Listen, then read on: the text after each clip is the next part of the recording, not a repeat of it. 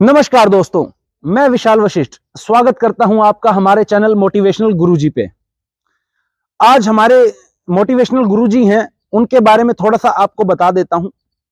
हमारी मोटिवेशनल गुरुजी डॉक्टर ब्रिजेंद्र आर्य जी की सुपुत्री हैं, जिन्हें नेचुरोपैथी का भीष्म पितामह भी कहा जाता है। आज सुबह 2 लाइनें मैंने सुनी कि जब जीरो दिया मेरे भारत ने तो दुनिया को गिनती आई। तो सिर्फ जीरो ही नहीं, मेरे भारत ने दुनिया को और बहुत कुछ दिया है। योग, आयुर्वेद, नेचुरोपैथी, धर्म, शास्त्र और ना जाने क्या क्या। भारत की प्राचीन सभ्यता दुनिया को हमने दी है। आज दुनिया सेलिब्रेट करती है 21 जून को yoga day, international yoga day. तो आज हमारे मोटिवेशनल गुरुजी हैं, उनसे आपको मिलवाऊंगा और इन सब चीजों पर हम चर्चा करेंगे कि ये सब चीजें कहां से शुरू होती हैं और किस तरह इंटरनेशनल लेवल पर जा रही हैं, और आज की युवा पीढ़ी को इन चीजों की जरूरत क्यों है।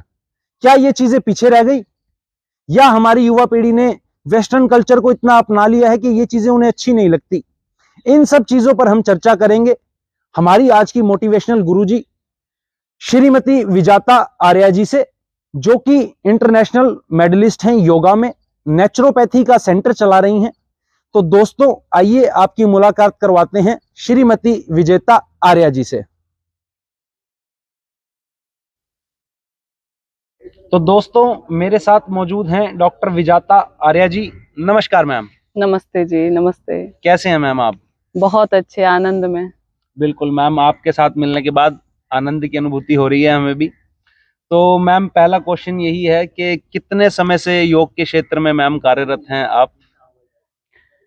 मैं बचपन से इस फील्ड में हूँ, क्योंकि मेरे पिताजी डॉक्टर ब्रिजेंद्र आर्य जी भीष्म पितामह हैं नेचुरोपैथी के, और एलोपैथी डिपार्टमेंट छोड़ करके वो प्राकृतिक चिकित्सक बने थे। और जब हम बचपन में प्राकृतिक चिकित्सा को देखते आए, मैं बाय प्रोफेशन लेक्चरर थी कॉलेज में, लेकिन मेरा इंटरेस्ट योग और प्राकृतिक चिकित्सा में बचपन से ही था, और इसीलिए मैं इस फील्ड में आई।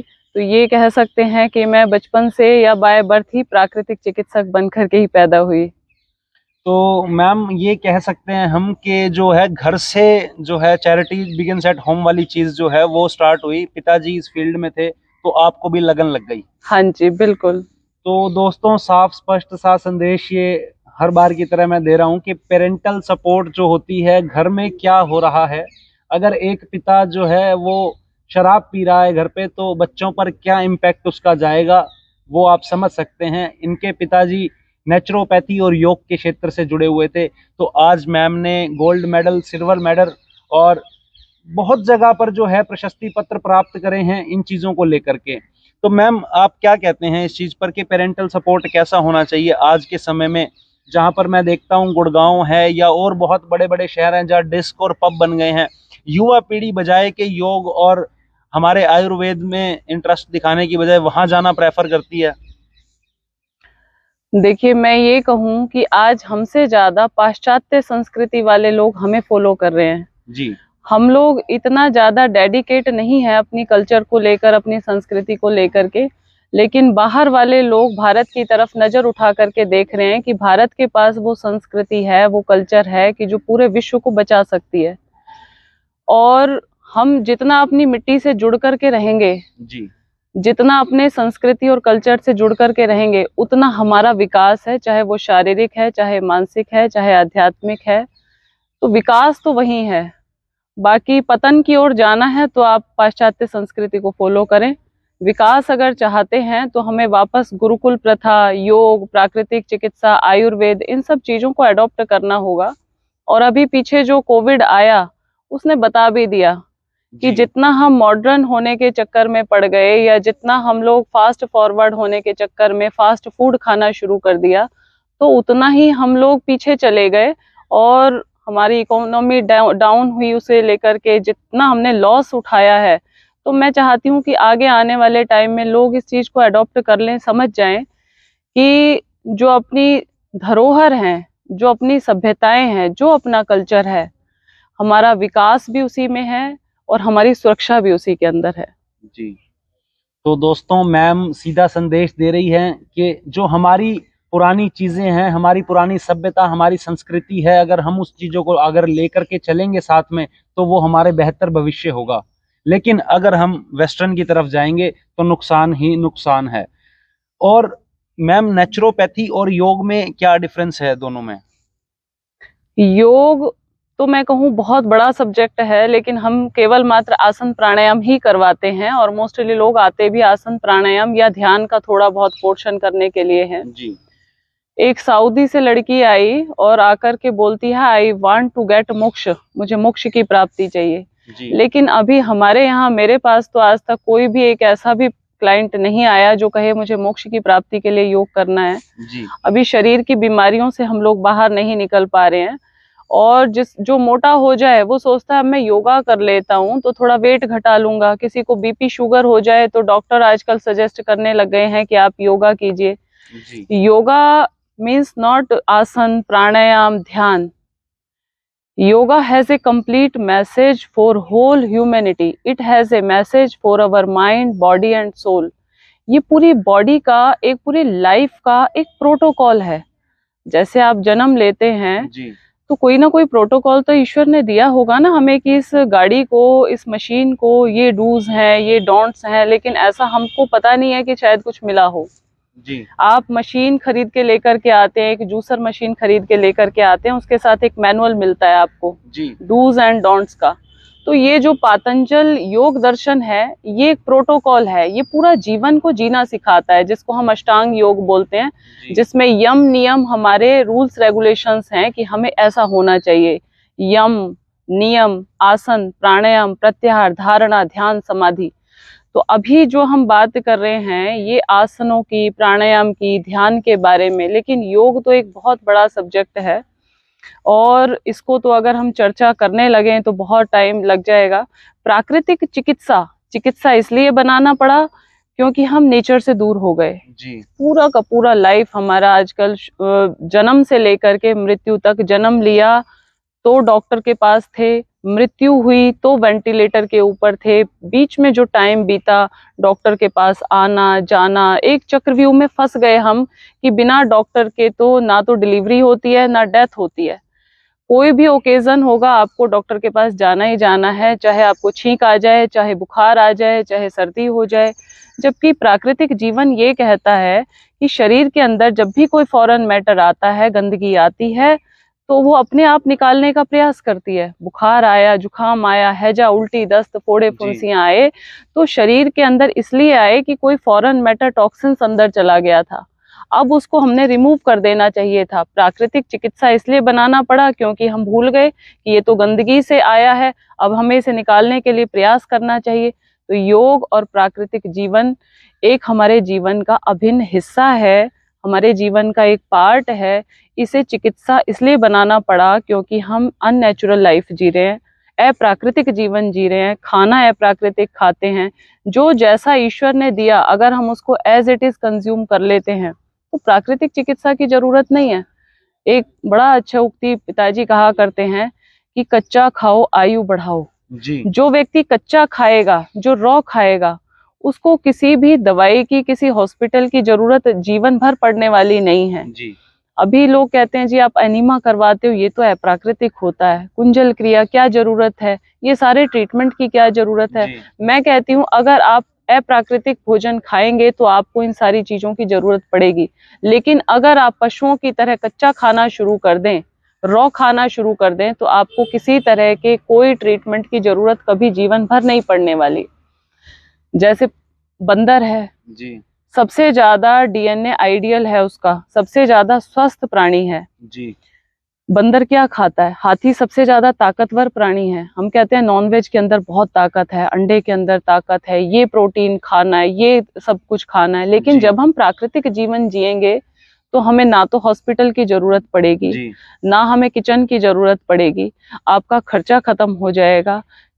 जितना ये बड़े बड़े हॉस्पिटल्स का लोड और मोटी मोटी फीस का लोड हमारी जेब पे पड़ रहा है, ये खत्म हो जाएगा। तो एक मैं ये कहूँ कि सतयुग आ जाएगा धरती के ऊपर। अगर आप सारी समस्याओं का कोई समाधान है तो वो केवल मात्र प्राकृतिक चिकित्सा और योग के द्वारा ही है। जी। अगर आप बचाना चाहते हैं अपनी आगे आने वाली पीढ़ी को, जनरेशन को, सबसे पहला काम है अपनी आगे आने वाली जनरेशन को हेल्थ देना। हम क्या देके जा रहे हैं? ईंट पत्थरों के बड़े बड़े आलीशान मकान। लेकिन हो क्या रहा है? बच्चे डिप्रेशन के शिकार हो रहे हैं।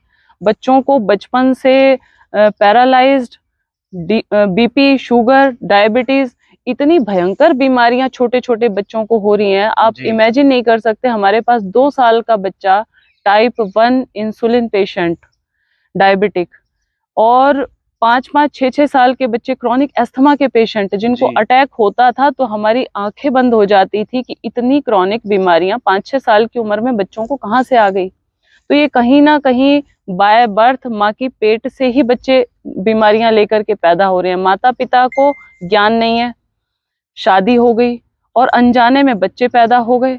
अब वो बच्चे पैदा हो गए, कुड़ौल पैदा हो रहे हैं। कोई बच्चा मोटा है, किसी की हाइट नहीं बढ़ रही है, 2-2 साल के बच्चों को चश्मा चढ़ा हुआ है। ये चल क्या रहा है? तो कहीं ना कहीं इसके जब हम रूट कॉज के अंदर जाकर के देखें कि हमारा देश पिछड़ रहा है बीमारियों की वजह से, हमारे देश की इकोनॉमी डाउन हो रही है, हम लोग गरीब होते जा रहे हैं, क्योंकि घर में, परिवार में जहाँ बीमारियां होंगी वहां खर्चे ज्यादा होंगे जी। और खर्चे ज्यादा होंगे तो आप गरीबी की तरफ जाएंगे। बिल्कुल। तो कोशिश ये होनी चाहिए गरीब तबके में, गांवों में, मेवात के अंदर हमारा सेंटर है, ये एनसीआर का एंडिंग पॉइंट है। तो हम लोग ये चाहते हैं कि जिसने भी 7 दिन का कोर्स ले लिया प्राकृतिक चिकित्सा का, जी। वो कभी बीमार नहीं होगा, बेरोजगार नहीं होगा, लाचार नहीं होगा। जी। इतना आत्मविश्वास से भर जाएगा कि अब मुझे ये कोरोना और तरह तरह के वायरस, और अभी ओमिक्रॉन आ रहा है, और अभी ये बैक्टीरिया आ रहा है, ये जो डर है ये आपके दिल से खत्म हो जाएगा। जी। हमने यहाँ कोविड के लगभग 15-20 लोगों को इंडोर सेंटर में रख करके ट्रीटमेंट दिया। उस टाइम जब हॉस्पिटल में मारामारी चल रही थी, लोगों को जगह नहीं मिल रही थी वहाँ एडमिट होने की, उस समय वो लोग डरते डरते यहाँ पे आए कि आपके यहाँ तो वेंटिलेटर नहीं है, कैसे जीवित रहेंगे? जी। कहीं रात को प्रॉब्लम हो गई तो ऑक्सीजन कहाँ से मिलेगी? और एक भी व्यक्ति मरा नहीं, सभी लोग सरवाइव कर गए विद इन, किसी को 7 दिन में, किसी को 14 दिन में, किसी को 10 दिन में, सभी लोग ठीक होकर के अपने अपने घर लौट गए। जी। और अब आगे आने वाले टाइम में भी हम लोग चैलेंज करते हैं कि किसी भी तरह के वायरस से, बैक्टीरिया से कभी भी घबराने की जरूरत नहीं है। जहाँ कूड़ा है वहाँ कीड़ा है, और जहाँ कूड़ा नहीं वहाँ कीड़ा नहीं। बिल्कुल। तो आप गंदगी को सफाई कर दो। बैक्टीरिया, वायरस अभी चारों तरफ कितना है आपको पता है? आपके चारों तरफ कितने बैक्टीरिया, वायरस हैं जो इस टाइम आपके चारों तरफ है, इस पानी के अंदर, इस फोन के अंदर, हर जगह। इसको खत्म करना पॉसिबल नहीं है। आप अपने शरीर को ठीक कर लो, अंदर से डिटॉक्स कर दो, इम्यूनिटी बढ़ा दो। और इम्यूनिटी कैसे बढ़ती है? कोई अननेचुरल तरीके नहीं है उसके। सुबह अभी आजकल ठंड पड़ रही है, ठंड में शरीर को जितना हो सके नंगे बदन बाहर निकलो, भस्त्रिका प्राणायाम करो, दौड़ो नंगे पांव घास में, तो इम्यूनिटी बढ़ती है। शरीर को थोड़ा सा सॉलिड बनाना है आपको। अभी बहुत नाजुक बने हुए हैं, थोड़ा सा धूप में निकल गए तो लू लग गई, थोड़ा सा ठंड में लग गए तो ठंड लग गई। लगने का मतलब है अंदर कचरा पड़ा हुआ है। जैसे ही हम नेचर के कांटेक्ट में जाते हैं, नेचर दयालु है और उसको निकालना चाहती है बाहर, तो तुरंत आपके शरीर के ऊपर रिएक्ट होता है। या तो एसिड निकलता है, पित्त निकल आता है, कई बार आपको उल्टी लग जाती है, ठंड लग गई है तो दस्त लग जाते हैं। हम कहते हैं ठंड लग गई, मेरे को लूज मोशन हो गए। वो प्रकृति बड़ी दयालु है। जो सालों का अंदर कचरा जम रहा होता है, उसको बहाना चाहिए होता है कि थोड़ा सा भी इसको मिले कुछ बाहर की चीज, और ये अंदर से हम निकालना, इसकी सफाई करना शुरू करें। घर में कोई आतंकवादी घुस आए तो क्या करेंगे? इन शॉर्ट, चलो भाई देखा जाएगा, घर ही तो जलेगा, एक बार इसमें आग लगा देते हैं। तो ऐसा ही काम बुखार होता है। अंदर कचरा जम रहा था पूरे शरीर के अंदर, और इतना ज्यादा जम गया कि उसको समझ नहीं आ रहा कि कहाँ से निकालूं, तो उसने बुखार चढ़ा दिया। पूरा शरीर गर्म हो गया आपका। अब क्या किया? आप डॉक्टर के पास गए, डॉक्टर ने जाते ही आपको इंजेक्शन लगा दिया। जी। खून, जब हम जाते हैं कहीं पर बुखार के अंदर, तो हमारा खून एकदम से पतला हो जाता बुखार में। जैसे इंजेक्शन लगा, खून के थक्के जम गए पूरे शरीर के अंदर। वहां से शुरुआत होती है क्रॉनिक अर्थराइटिस की। जब भी आप ये देखो कि मेरे घुटनों में दर्द हो रहा है, मेरे शरीर में दर्द हो रहा है, याद करो आपने कोई बुखार की दवाई खाई हो, कोई इंजेक्शन लगवाया हो। अभी छोटे छोटे बच्चों को वैक्सीनेशन हो रहा है, हम बिल्कुल अगेंस्ट हैं इसके कि बच्चों को वैक्सीनेशन नहीं करवाओ। ये तो अभी ये सबको पता चल ही गया है कि जो हम वैक्सीनेशन करवाते हैं उसमें वही इंजेक्ट किया जाता है जिस चीज की दवाई आप दे रहे होते हैं। कोरोना है तो कोरोना का ही इंजेक्शन लगाया जा रहा है आपको, जिससे कि बॉडी के अंदर आपको हैबिचुअल हो जाए, दोबारा आए तो बॉडी को पता रहे कि ये भी कोई चीज है, कोई वायरस आया है। कितने इंजेक्शन लगाने के बाद, कितना वैक्सीनेशन होने के बाद क्या कोरोना नहीं हुआ उन लोगों को? और जिनको 2-2 डोज लग चुकी थी उनको भी कोविड हुआ जी। तो सिंपल सी चीज है कि हमारी जो इम्यूनिटी होती है 2 तरह की होती है। एक होती है एक्वायर्ड इम्यूनिटी, एक होती है नेचुरल इम्यूनिटी। नेचुरल इम्यूनिटी हमें बाय बर्थ मिली हुई है जी। जो जितना प्राकृतिक वातावरण के अंदर रहता है उसकी नेचुरल इम्यूनिटी बिल्ट होती है। ना तो हमने कोई कभी वैक्सीनेशन करवाया, हमारे पिताजी ने हमें, ना हमारे बच्चों को कोई वैक्सीनेशन हुआ जी। और मैं ये चाहती हूँ कि आप वैक्सीनेशन ना करवा के बच्चों को प्राणायाम सिखा दें, आसन सिखा दें, कच्चा भोजन खाना सिखा दें। आज मुझे कहते हुए बिल्कुल संकोच नहीं होता कि माँ ही अपने बच्चों की हत्यारी बनी हुई है।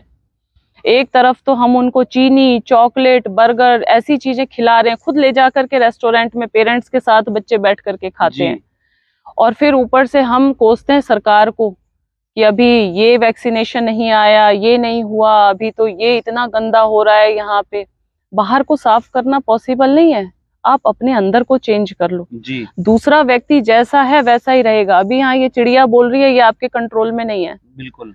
हमारे कंट्रोल में क्या है? अपने आप को सेट करना। जी। तो यही सारी चीजें हम नेचुरोपैथी में सिखाते हैं कि प्रकृति के साथ कैसे जीना है। प्रकृति के 5 महाभूत हैं, मिट्टी, पानी, धूप, हवा और आकाश। इन 5 महाभूतों से चिकित्सा की जाती है। जो छठा तत्व है वो है राम नाम चिकित्सा। और जिसे प्रकृति ठीक नहीं कर सकती उसे कोई ठीक नहीं कर सकता। 5 महाभूतों का प्रयोग करें और साथ में राम नाम चिकित्सा करें जी। तो ये 6 तत्व मिलकर के कंप्लीट थेरेपी है, एक विज्ञान है, एक साइंस है। एक एक टॉपिक के ऊपर 1-1 घंटे का लेक्चर चल सकता है। और मैं आज यही मैसेज देना चाहती हूँ इस वीडियो के माध्यम से कि ये संजीवनी विद्या है। इस विद्या के बिना सारी विद्याएं फेल हैं आपकी।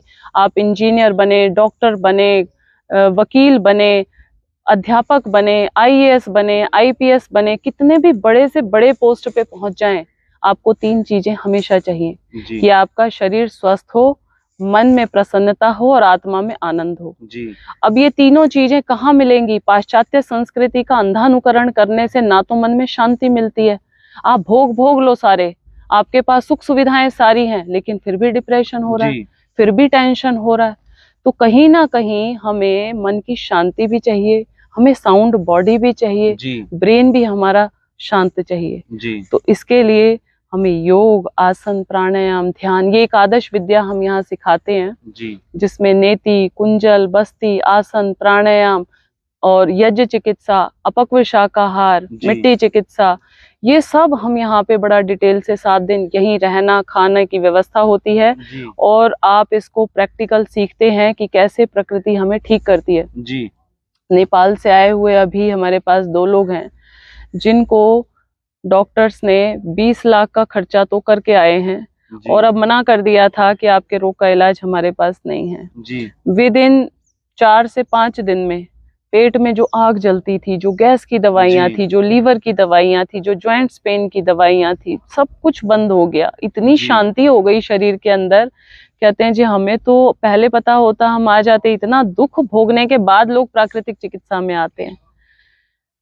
ये बात आपको बड़ी हैरान कर देने वाली होगी कि शुरू में प्राकृतिक चिकित्सा में नहीं आते लोग जी। वो लास्ट में चलते हैं जब सारे दरवाजे बंद हो चुके होते हैं। अपोलो, पारस, एम्स, मेदांता, हर जगह से वो थक चुके होते हैं। इतनी बड़ी बड़ी फाइलें, एमआरआई, सीटी स्कैन, अभी ये करवाना वो करवाना, जब वो सारे टेस्ट लेकर के यहाँ पहुंचते हैं, मैं कहती हूँ इन टेस्ट की रिपोर्ट को आप एक तरफ रख दो, आप प्राकृतिक जीवन को जीने के लिए तैयार हो जाओ। अब 1-2 दिन उनको बड़ी परेशानी लगती है कि कैसे करेंगे, बिना रोटी के कैसे रहेंगे। ये दुनिया के सारे पशु पक्षी प्राणी कच्चा भोजन खाते हैं, एक मनुष्य पका हुआ खाता है और वही बीमार रहता है। तो जब तक आपका रोग नहीं जाता है तब तक तो आप कच्चा खा करके रहें। पूरे जीवन भर खाया है, आगे भी खाना है। क्या हो गया 7 दिन 15 दिन आप बिना रोटी के रह जाएंगे, उसमें भी हम फिर पका हुआ दलिया, खिचड़ी या सब्जियां इस तरह के हम देते रहते हैं। लेकिन जीभ जो ये 2 इंच की है, ये सारे खेल खिलाती है। जिसको ठीक नहीं होना होता वो यहाँ पे आकर के भी कई बार चुपके चुपके, कभी कोई स्मोकिंग कर रहा है, कहीं कोई कुछ बाहर से जा करके खा रहा है। यहाँ स्ट्रिक्टनेस काफी हम रखते हैं, लेकिन जिसको कर्म भोग ही ऐसे हैं कि जिसके कर्म भोग छूटे नहीं है अभी, जिसे दुख भोगना ही है, वो यहाँ आने के बाद भी इस तरह की गड़बड़ियां कर देते हैं। लेकिन मोस्टली जब हम दुख पा करके यहाँ आते हैं तो वो व्यक्ति करता है, बहुत मन लगा करके सारा इलाज करता है जी। और 7 दिन 15 दिन में उसको ये सेटिस्फेक्शन हो जाता है कि अब मैं प्रकृति के साथ जीऊंगा तो ठीक रहूंगा। और यहाँ से जा करके 2 महीने 3 महीने घर में इलाज को चलाते हैं, क्योंकि हमारा काम है सिखाना। इसको जी। हमने इसीलिए नाम दिया STT, सेल्फ ट्रीटमेंट ट्रेनिंग। जी। अपने डॉक्टर खुद बन जाएं। आप सीख लें 7 दिन, सीखने के बाद इसको आजीवन घर में प्रयोग करें। जी। हम लोग सीख तो लेते हैं लेकिन फिर इसको अप्लाई नहीं करते। अभी कितने लोग कहते हैं जी जलने थी तो मैं करता था, मैं तो ये भी करता था, आसन भी मैं करता हूँ। कितने लोग आते हैं जी ये भी हमें आता है। आना नहीं है, आपने एक आसन को सीख लिया है, उसकी सिद्धि के लिए आपको 10 साल लग जाएंगे। उसकी सिद्धि करनी है, उसकी साधना करनी है। आसन प्राणायाम कोई कर्तव्य नहीं है कि आपने हाथ पैरों को ज्यादा मोड़ना सीख लिया है तो आप योगी हो गए हैं। योगी वही है वास्तव में जो नेचुरल रहे, नेचुरल जीवन जीना है। आसन प्राणायाम में भी जोर नहीं लगाना, आपको बड़ा नेचुरल तरीके से उसको फॉलो करना है। मैं देखती हूँ अभी आजकल जितने भी योगा सेंटर खुले हुए हैं, फोर्सफुली 4 दिन में 5 दिन में परफॉर्मेंस नहीं आएगी जी। आपको उसमें सालों लगाने पड़ेंगे। 10 साल लगे, 15 साल लगे, 20 साल लगे और पूरा जीवन भी निकल जाए तो कोई जल्दबाजी नहीं है। क्योंकि कहा है कि सारे खेल जवानी के, लेकिन योग चलता है जीवन भर।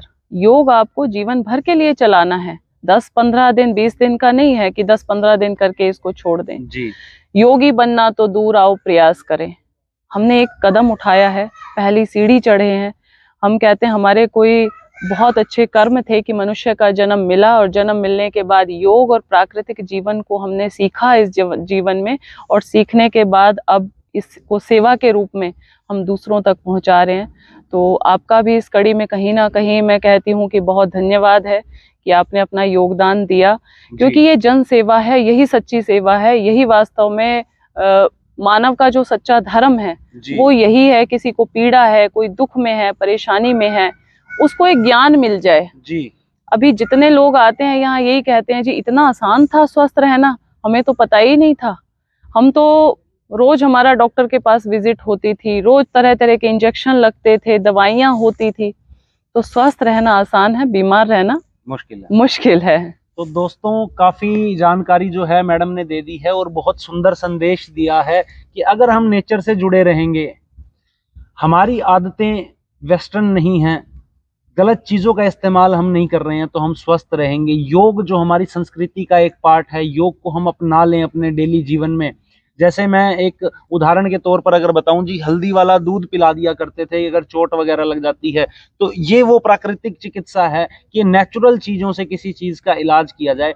बट मैम यही कह रही हैं कि अगर हम उन चीज़ों को अपने नॉर्मल जीवन में उतार लें तो हम बीमार भी नहीं पड़ेंगे, हम फिट रहेंगे, हमें ज़रूरत ही नहीं पड़ेगी दवाइयों की। आजकल मैम मैं देख रहा हूँ कि एक ब्रांड है वो ऐड कर रहा है कि घर बन गया दवाई की दुकान, और च्यवनप्राश टाइप वो बेच रहे हैं, बट वो भी शुगर उसके अंदर काफी ज्यादा है और मटेरियल्स तो उसमें है ही, प्रेजर्वेटिव्स एडेड हैं, तभी वो इतने दिन तक चल पा रहा है, चल पाता है। बिल्कुल। और मैम एक कॉन्सेप्ट और आ गया है, वेगन वाला कॉन्सेप्ट, हमारा जो वेस्टर्न कॉन्सेप्ट है, तो उसके बारे में मैम क्या आप विचार रखते हैं? देखिए, एक संतरा लीजिए और संतरे को धूप में सुखाइए, सुखाने के बाद उसका पाउडर बनाइए और फिर उसको दीजिए लोगों को, बजाय इसके कि ताजा संतरा खाने के।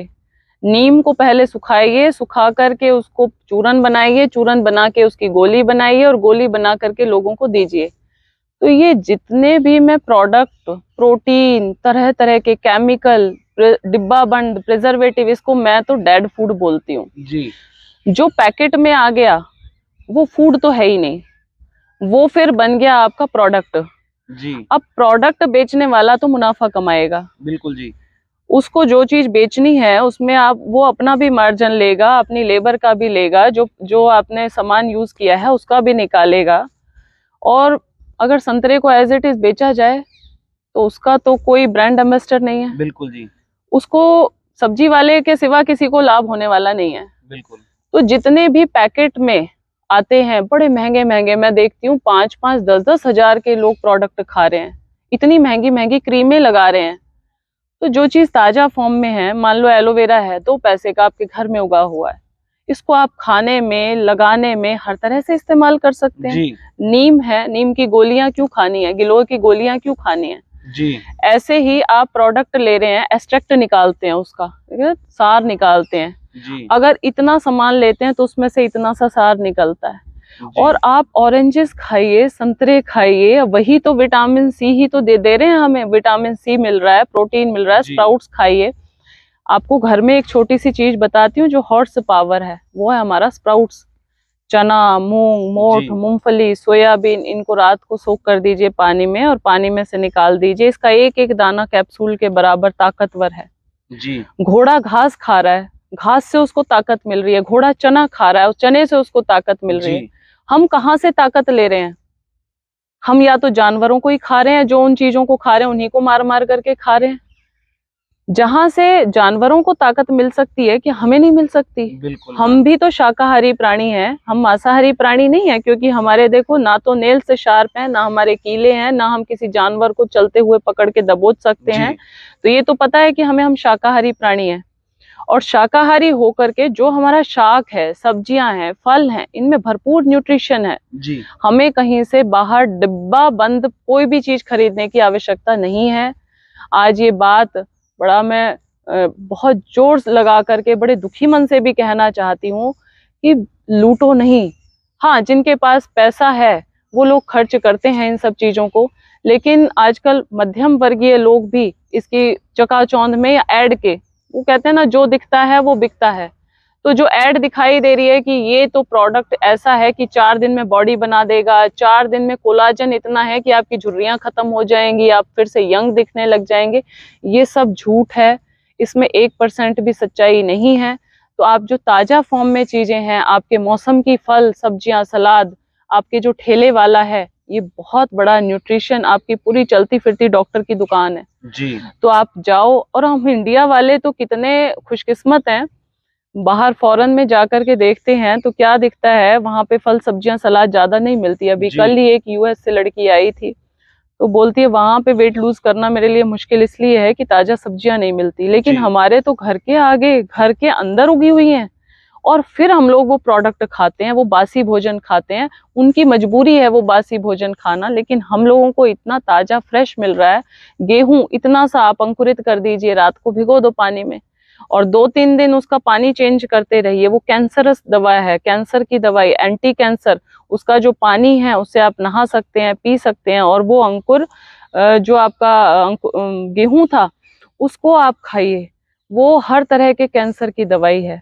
व्हीट ग्रास, गेहूं का ज्वारा, ये ऐसी दवाइयां हैं हमारे पास। एलोवेरा है, तुलसी है, व्हीट ग्रास है, गोमूत्र है, हमारे पास ऐसी ऐसी दवाइयां हैं जिन्हें अगर रेगुलर थोड़ा थोड़ा हम कंज्यूम करते रहें एज ए फूड, तो बड़ी बीमारियां होंगी नहीं। अगर हो गई हैं तो इनको लेने से, साथ में प्राकृतिक चिकित्सा को, योग को फॉलो करने से वो जड़ से खत्म हो जाती हैं।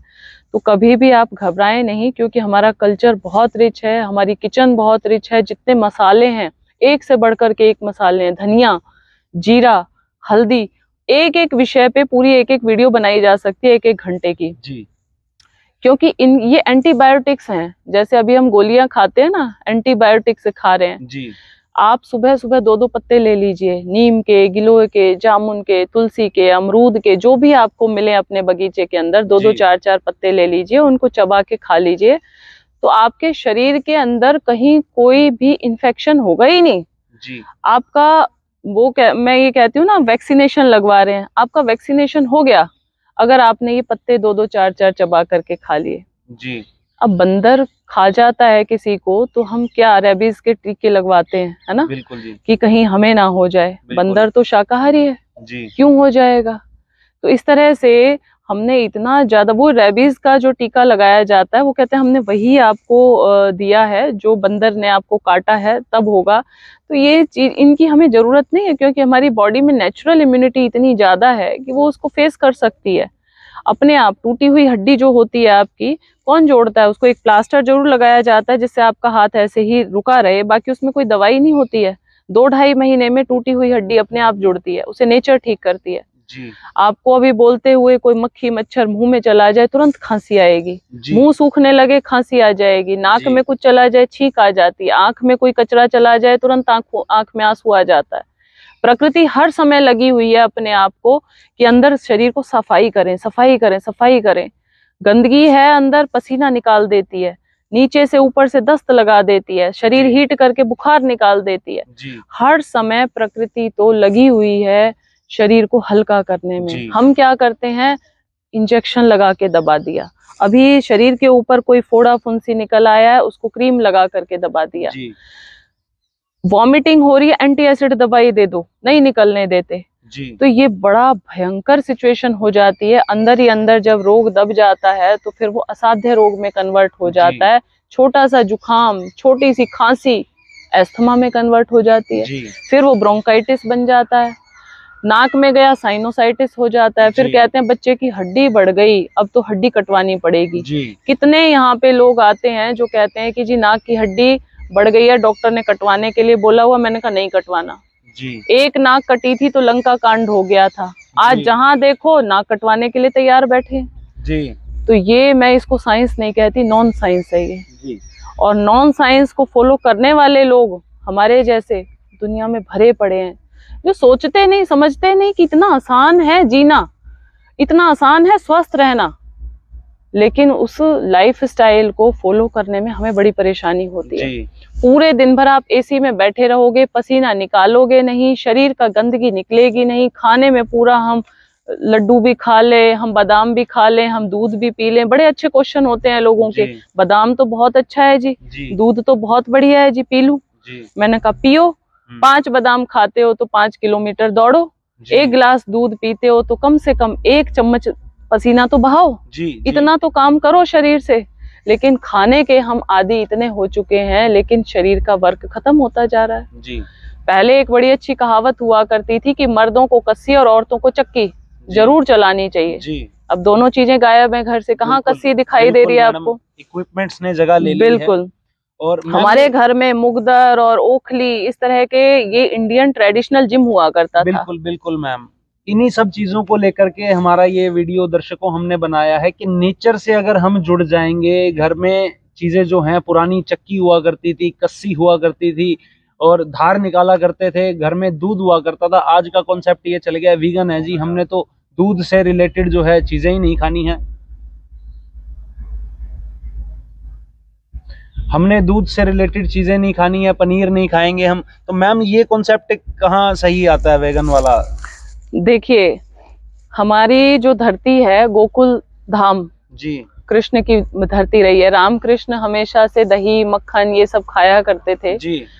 लेकिन समय के साथ साथ ट्रेंड तो चेंज हो ही गया है, क्योंकि फिजिकल वर्क खत्म हो गया जी। जो गाय का भैंस का काम करता है वो गाय भैंस का दूध पीने का अधिकारी है जी, लेकिन जो काम तो करे नहीं और घर में आकर के दूध घी मक्खन पनीर सब कुछ खाए, तो उसके लिए दूध नहीं है। दूध पिए वही जो पचा सके। पहलवान लोग पचा सकते हैं, जो अखाड़े में जाकर के कुश्ती करते हैं जी, जो मलखंब करते हैं, उनके लिए दूध है। हमारे जैसे लोग दूध पीना चाहें तो उसका बड़ा अच्छा फॉर्मूला है कि आप बादाम को सोक कर दो, मूंगफली को सोक कर दो, सोयाबीन को सोक कर दो, नारियल को पीस लो, क्रश करके उसके अंदर थोड़ा खांड डाल करके वो दूध बना लो, तो उसका दूध पिए। वो हल्का रहता है पचने में। लेकिन ये जो गाय भैंस का दूध है, इसकी जो जीन्स है ये बहुत हैवी होती है। देखा होगा गाय भैंस का बच्चा 1-2 साल में पूरा बड़ा हो जाता है, इंसान का बच्चा 20-25 साल में जाकर के बड़ा होता है। तो हमें बहुत हल्के दूध की जरूरत है, उसमें या तो बकरी का दूध या देसी गाय का दूध, लेकिन ये मिलना अवेलेबल नहीं है। नहीं है तो फिर आपको पीने के लिए मना किया गया। लेकिन जो स्वस्थ हैं, जो गाय का दूध पी सकते हैं, जो मेहनत कर सकते हैं, उनके लिए कोई मना नहीं है, वो पिए गाय का दूध। लेकिन जब बीमार हो जाएं आप, जब आपका बीपी शुगर अस्त व्यस्त हो जाए, पूरी बॉडी का स्ट्रक्चर खराब हो जाए, उस समय भी हम दूध बंद करते हैं, क्योंकि पोषक चीजों को बंद करना है और शोधक चीजों को हमने खाना है, जो भी बॉडी को क्लींजिंग करें जी। सबसे पहले डिटॉक्स, शोधन, उसके बाद पोषण, जी फिर संवर्धन, जी मल्टीप्लिकेशन। जी तो सबसे पहले हमें बॉडी की क्लींजिंग के ऊपर ध्यान जब हम देते हैं, यहाँ पे रोगी आते हैं तो उनका दूध बंद किया जाता है। जी दूध, पनीर, डेयरी प्रोडक्ट्स, फैक्ट्री प्रोडक्ट्स, रोटी, भारी भोजन जितना भी है सब बंद करके फल, सब्जियां, सलाद, जूस, स्प्राउट्स इसके ऊपर रखा जाता है उनको। और साथ में नेती, कुंजल, बस्ती, मिट्टी की पट्टी, एनीमा, कटी स्नान, धूप स्नान, भाप स्नान, कॉलन हाइड्रोथेरेपी, जी। शिरोधारा, मसाज, ये सब करके बॉडी को अंदर से हल्का किया जाता है। और हल्का करने के बाद जब वो ठीक हो जाते हैं जी उनको धीरे धीरे पोषक आहार, दूध, केला, संतरे, जूस, स्प्राउट्स, ड्राई फ्रूट्स, भीगा हुआ मुनक्का, अंजीर, छुआरा, बादाम, ये सब जी। हम खिलाते हैं तो शरीर में ताकत आती है, जान आती है और पहले से ज्यादा अच्छा शरीर बन जाता है। तो मैम बहुत अद्भुत जानकारी आपने दी है। नेचर से जुड़िए, मेहनत करिए, दूध पीजिए, पनीर खाइए, पर उसके अकॉर्डिंगली मेहनत करिए। मेहनत नहीं करेंगे तो जो आपने एक्स्ट्रा खाया हुआ है वो चर्बी बन जाएगी पेट में, वो नुकसान करेगी। बिल्कुल मैम आप 40 इयर्स के हैं और आज भी मैम फिट हैं। और मैंने एक 42 आप हैं और फिट हैं। आपके कुछ मैंने तस्वीर देखे हैं योगा के हैंड स्टैंड, और वो मैं कह रहा हूँ 24-25 साल के बंदों से भी नहीं होता है। तो इंटरनेशनल गोल्ड मेडल्स और ब्रॉन्ज मेडल्स आपने बहुत जगह पे हासिल किए हैं। आप रिप्रेजेंट इंडिया को भी अभी रिसेंट थाईलैंड में किया था। तो मैम फॉरेन में क्या एक इंडिया के प्रति जो है रुझान उनका रहता है? हम योग हमारे देश से हुआ पैदा, और प्राकृतिक चिकित्सा, आयुर्वेद सब हमारा इंडिया का कॉन्सेप्ट है। तो आज उनका क्या रुझान है मैम हमारे देश के प्रति? वो हमें एज ए रोल मॉडल देखते हैं कि ये योग के ब्रांड एम्बेसडर हैं जी इंडिया वाले लोग। जी और लेकिन मुझे बड़ा अफसोस होता है कि हमारे से ज्यादा बहुत अच्छे से सारी चीजों को वो लोग फॉलो कर रहे हैं। हम लोग करते हैं लेकिन बहुत शौकिया, उसको हमने अभी डेडिकेट नहीं किया, उसके प्रति हमारी समर्पण भावना नहीं हुई। जी किया किया नहीं किया नहीं किया, एक दिन किया योगासन, किसी दिन नहीं किया, तो वो रेगुलरिटी नहीं है जितना वो लोग रेगुलर हैं। जी और इंडिया वालों को तो वो इस तरह से देखते हैं कि इनके पास क्या गुप्त विद्या है जो हमें अच्छा ये जी। दे जाएंगे। और बहुत ही खुश होते हैं कि ये जो स्पिरिचुअलिटी है, हमारा जो अध्यात्म है, हमारा जो योग है, हमारा प्राकृतिक चिकित्सा है, ये सब चीजें उनको बहुत अट्रैक्ट करती हैं, बहुत अच्छी लगती हैं। और वो फिर विजिट करने के लिए इंडिया आते हैं, सीखने के लिए आते हैं। सऊदी अरब से एक लड़की आई यहाँ पे, और वो यहाँ से 20 किलो मिट्टी लेकर के गई जो हम नेचुरोपैथी में इस्तेमाल करते हैं। कहती है मैं अपना लगेज छोड़ जाऊंगी लेकिन ये मिट्टी मुझे जरूर चाहिए, क्योंकि मिट्टी का इतना गहरा कनेक्शन है हमारी बॉडी के साथ। मिट्टी की पट्टी जब लगाते हैं पेट के ऊपर, जिन लोगों को एसिड है, तेजाब है, पेट की जितनी भी समस्याएं हैं सब खत्म हो जाती हैं मिट्टी की पट्टी लगाने से। एक हम कहते हैं ना प्राकृतिक चिकित्सा का जो आधार है वो मिट्टी चिकित्सा है। तो जब वो लोग इन सब चीजों को देखते हैं, फॉलो करते हैं, यहाँ पे 7 दिन 15 दिन जब किया तो वास्तव में इसकी इम्पोर्टेंस पता चलती है। इवन जो किसी भी चीज को फॉलो करते हैं या पूजा पाठ ज्यादा करते हैं, जब उनको हम बताते हैं कि ये सत्य सनातन वैदिक धर्म है, आर्य समाज है, तो वो इन सब चीजों को भी अडॉप्ट करना शुरू कर देते हैं कि वास्तव में जो स्पिरिचुअलिटी है, सच्ची मानसिक शांति तो इसी से मिलेगी।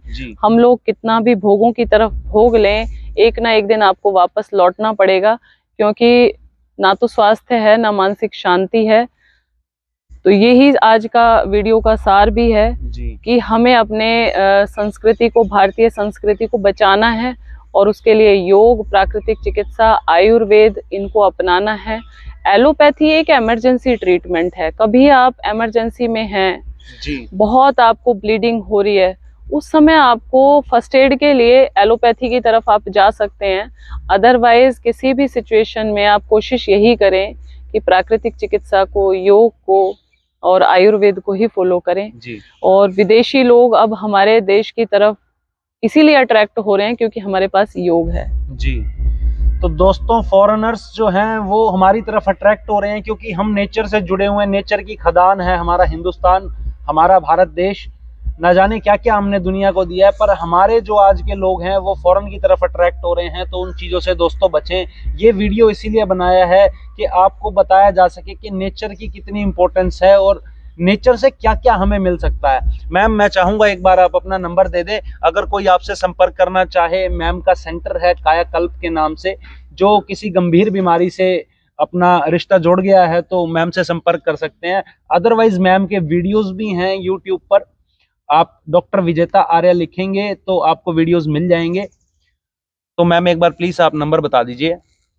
कायाकल्प योगा नेचर क्योर इंस्टीट्यूट सोहना, गुरुग्राम, हरियाणा, और मेरा फ़ोन नंबर है 8816893478। 7 दिन मैं ये आश्वासन दे सकती हूँ कि जिसने भी यहाँ पर रेजिडेंशियल नेचुरोपैथी का कोर्स ले लिया, वो जीवन में कभी एक टैबलेट भी नहीं खाएगा, उसको डॉक्टर के पास जाने की कम से कम ज़रूरत नहीं पड़ेगी, वो अपना डॉक्टर स्वयं बन जाएगा। और हमारा मोटो भी यही है, बी योर ऑन डॉक्टर। दोस्तों सुबह जल्दी उठने की आदत डालें, मेहनत करें, नेचर से जुड़ें, और जैसा कि मैम ने कहा है रॉ फूड, खीरा, तोरी, संतरा, जो भी चीज़ें हैं ये चीज़ें आप लें और फिट रहें, स्वस्थ रहें, यही हमारी कामना है। और मैम आपका बहुत समय ले लिया, आपको हार्दिक शुभकामनाएं और धन्यवाद मैम। बहुत धन्यवाद आपका, यहाँ आने के लिए भी बहुत बहुत जी मैम। धन्यवाद। ओके।